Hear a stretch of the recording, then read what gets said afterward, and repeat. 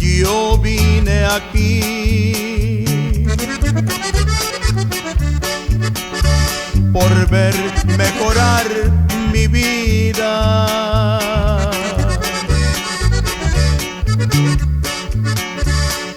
Me vine al norte con una grande ilusión.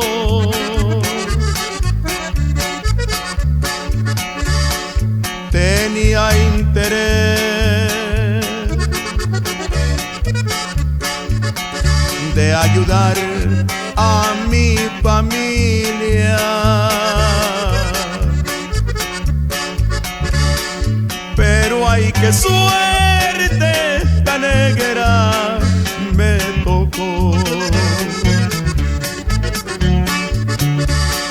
Yo la adoraba y le escribía día con día,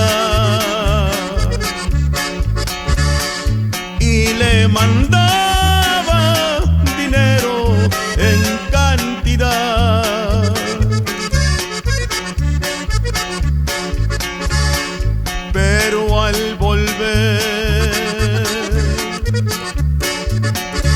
¿cuál fue la sorpresa mía?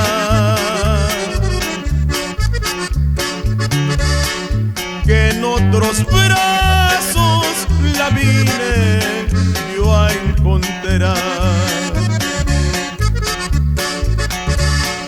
Por eso tomo y me emborracho día con día,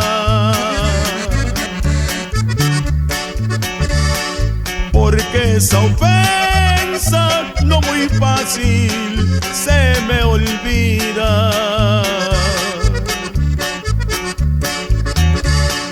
Y al recordar que la amé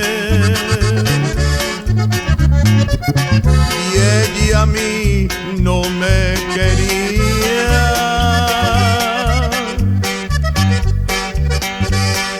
hoy la aborrezco y la odio hasta el final.